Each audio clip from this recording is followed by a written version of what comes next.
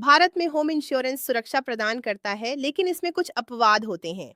इन अपवादों को समझना महत्वपूर्ण है ताकि क्लेम सेटलमेंट के समय आश्चर्य न हो। आइए सामान्य अपवादों और उन्हें कम करने के तरीकों का अन्वेषण करें।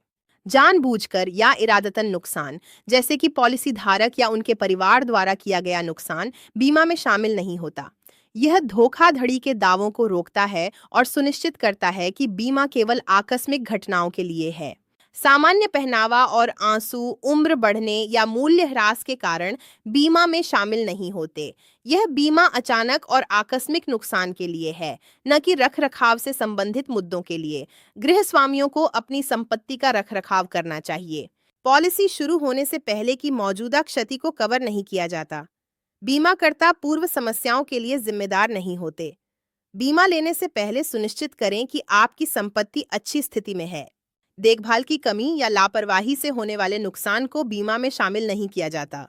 घर के मालिकों को नियमित रूप से अपनी संपत्ति की देखभाल करनी चाहिए। अनदेखी समस्याएं दावों को अस्वीकार कर सकती हैं।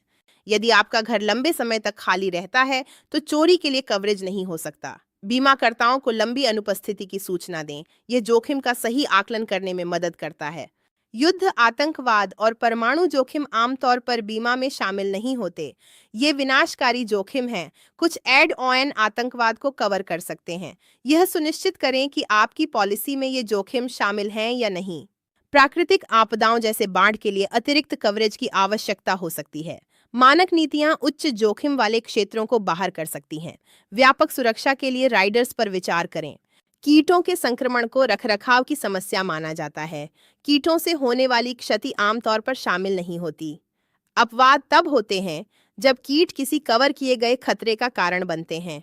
मोल्ड और फंगस खराब रखरखाव के कारण होने पर कवर नहीं होते। यदि यह किसी कवर किए गए खतरे से होता है, तो कवरेज मिल सकती है। मोल्ड कवरेज पर अक्सर सीमाएं होती हैं। निर्माण दोष या खराब निर्माण को बीमा में शामिल नहीं किया जाता। यह जिम्मेदारी निर्माताओं या बिल्डरों की होती है। बीमाकर्ता घटिया सामग्री को कवर नहीं करते। उदाहरण के लिए, यदि दीवार घटिया सामग्री के कारण गिरती है, तो बीमाकर्ता इसे कवर नहीं करेगा। परिवार या अंदरूनी लोगों द्वारा की गई चोरी को बीमा में शामिल नहीं किया जाता। ये धोखाधड़ी के दावों को रोकता है। बीमाकर्ता बाहरी चोरी के सबूत की मांग करते हैं। परिणामी नुकसान, जैसे संपत्ति के मूल्य में कमी, बीमा में शामिल नहीं होते। नीतियां मरम्मत लागत को कवर कर सकती हैं, लेकिन घटे हुए मूल्य को नहीं। आय हानि के लिए विशेष कवर की आवश्यकता होती है। अवैध निर्माणों को बीमा में शामिल नहीं किया जाता है। संपत्तियों को स्थानीय नियमों का पालन करना आवश्यक है। बीमाकर्ता अवैध संरचनाओं को हुए नुकसान को बाहर रखते हैं। घर में उपयोग किए जाने वाले व्यावसायिक उपकरणों को होम इंश्योरेंस कवर नहीं करता। इसके लिए अलग से व्यावसायिक बीमा की आवश्यकता होती है। होम इंश्योरेंस केवल व्यक्तिगत संपत्ति के लिए होता है। कुछ प्रकार के जल क्षति, जैसे सीवर बैकअप, बीमा में शामिल नहीं होते। व्यापक कवरेज के लिए विशेष समर्थन की आवश्यकता होती है।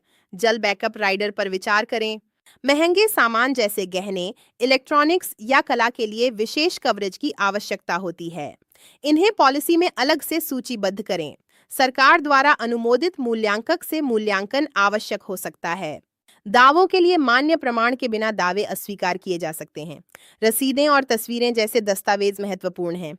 दावों को उचित प्रमाण के साथ समर्थन देना आवश्यक है। बीमा पॉलिसी की सीमाओं को समझना महत्वपूर्ण है। एड ऑन के माध्यम से कई अपवर्जनों को कम किया जा सकता है।